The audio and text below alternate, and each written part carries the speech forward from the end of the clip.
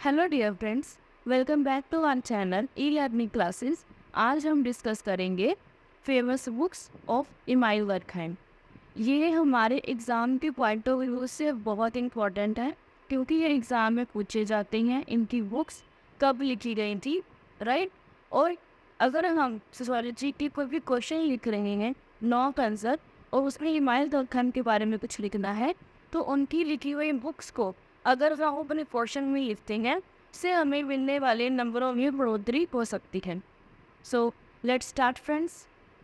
भाई इमाइल वर्कहाइम है, वो एक फ्रांसीसी समाजशास्त्री हैं, और उन्होंने समाजशास्त्र के विषय को मोस्टली सोसाइटी के साथ जोड़ा, ठीक है।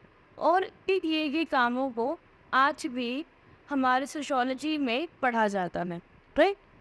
सो उनकी पहली बुक है डिवीज़न ऑफ लेबर, जो लिखी थी 1893 में, राइट। इसमें इन्होंने क्या कहा है कि जो श्रम विभाजन है वो सोसाइटी में मौजूद लोगों के द्वारा किया जाता है। जिसके पास जो टैलेंट है, जो स्किल है, उसको उसी के हिसाब से उसको काम दिया जाता है, राइट। इसके पॉजिटिव और नेगेटिव दोनों ही इम्पैक्ट होते हैं, पॉजिटिव और नेगेटिव, राइट। पॉजिटिव में क्या होगा कि लोग जो हैं अपनी स्किल के अकॉर्डिंग ही काम करेंगे, राइट।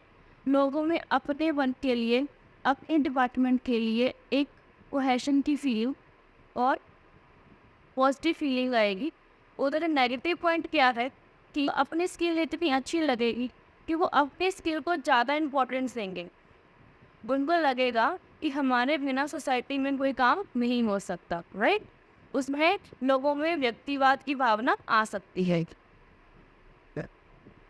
जैसे उन्होंने कहा कि जैसे जैसे डिवीज़न ऑफ लेबर बढ़ता है, समाज बहुत ज़्यादा कम्प्लेक्स हो जाता है, और उसमें विछन की स्थिति, तो उसमें विसंगति की स्थिति, या जो समाज में वैल्यू सिस्टम है वो कम होने शुरू हो जाते हैं और एनोमी पैदा हो जाती है।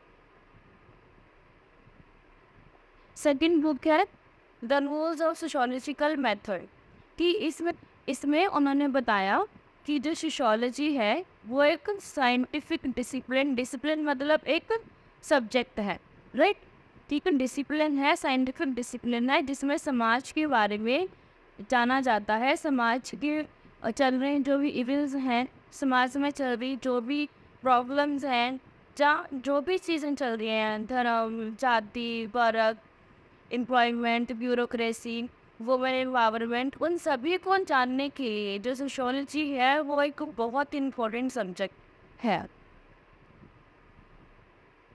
उन्होंने कहा कि जो सोशियोलॉजी है ना, वो उन चीज़ों की स्टडी करता है जो कि हमारे जो समाज में है उसमें चल रही है, ना कि हमारे दिमाग में। हमारा जो एक इन्वायरमेंट है वो एक लिमिटेड दायरे में है। अगर हम किसी और के घर जाते हैं, किसी और समाज में जाते हैं, तो उनकी प्रॉब्लम्स हमसे और उनके समाज में चलने वाले जो भी धर्म हैं, जाति है, एम्प्लॉयमेंट है, जो भी चीज़ें हैं वो अलग अलग हो सकती हैं, और उन अलग अलग चीज़ों के अलग अलग प्रॉब्लम्स भी हो सकते हैं। इसलिए जो सोशियोलॉजी है वो सभी टॉपिक्स को, सभी प्रॉब्लम को समझने के लिए एक बेस्ट सब्जेक्ट है। थर्ड है सुसाइड 1897।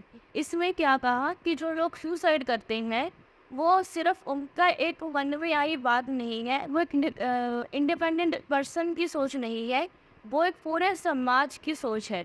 पूरे समाज का इफेक्ट पड़ता है तब जाकर एक इंसान सुसाइड कमिट करता है, राइट। और उन्होंने 4 टाइप्स बताए थे सुसाइड के। पहले एगोस्टिक, altruistic, anomic and fatalistic, right. इसके बारे में मैंने आप सुसाइड वाले टॉपिक्स में सीरीज में बता रखा है। नेक्स्ट है the elementary form of religious life 1912। इसमें उन्होंने क्या कहा कि जो धर्म है वो समाज को चलाता है, समाज है वही ईश्वर है, क्योंकि समाज में जो कुछ भी चल रहा है वो कहीं ना कहीं धर्म से जुड़ा होता है, राइट। इसलिए जो धर्म है वो एक सामाजिक घटना है, सोशल फिनोमिना है। क्यों? क्योंकि वो व्यक्तियों के बीच में एकता पैदा करता है, एकजुटता पैदा करता है, अंडरस्टैंडिंग पैदा करता है, सोशल कंट्रोल करता है, सोशल ऑर्डर बनाए रखता है, राइट। अदर बुक्स थी उनकी education and society, sociology and philosophy, moral education 1973। ये बुक बहुत इम्पोर्टेंट है क्योंकि ये उनकी लेटेस्ट बुक हम कह सकते हैं और लास्ट बुक भी कह सकते हैं, तो ये भी पूछा जाता है। अब जो दरकिम की बुक्स लिखी गई हैं, जो दरकिम ने जो भी बुक्स लिखी हैं उनको कई लैंग्वेजेस में ट्रांसलेट किया जा चुका है। कई लोगों ने उनको पढ़ा है, उनकी थ्योरी को पढ़ा है, थ्योरी से उन्होंने अलग अलग रिसर्चेस करी हुई हैं, राइट। उनकी जो थ्योरी है वो क्राइम में, एजुकेशन में, लॉ में, रिलीजियस लाइफ में और इनमें आ रही जो प्रॉब्लम्स हैं, जहाँ जो भी चीज़ें हैं उनको समझने में दरकिम की थ्योरीज बहुत हेल्प कर रही हैं। इन बुक्स के अलावा उन्होंने बहुत सारी और भी बुक्स लिखी, बहुत सारे आर्टिकल्स भी लिखे, ठीक है। और इन्होंने इनके किए गए और इनके गए कामों ने सोसाइटी और सोशोलॉजी के सब्जेक्ट पर बहुत ज़्यादा प्रभाव डाले, जिससे सोशोलॉजी एज अ सोशोलॉजी बना, right. Thank you friends for watching Durkheim series. इसमें हमने दरकिम की अलग अलग थ्योरीज को पढ़ा और एक एक करके उनके टॉपिक को अच्छे से एक्सप्लेनेशन करते हुए स्टडी करा है, जो कि हमारे एग्ज़ाम के पॉइंट ऑफ व्यू से बहुत इंपॉर्टेंट है। आने वाली नेक्स्ट वीडियो में मैं इन सभी वीडियो को कोलैब करके एक फुल वीडियो बनाऊंगी जो दरकिम के ऊपर ही होगी। मे भी वो 1 आवर या 1.5 आवर की हो सकती है, राइट। जिससे क्या होगा कि जब भी आप अपनी रिवीजन करने चलोगे दरकिम के बारे में, तो आपको मेरी उस वीडियो से बहुत ज़्यादा हेल्प होगी। So thank you friends for watching our video. We care for your success. अगर आपको मेरी वीडियो अच्छी लग रही है तो आप अपने दोस्तों के साथ भी शेयर कर सकते हैं और मेरे चैनल को सब्सक्राइब जरूर करिएगा।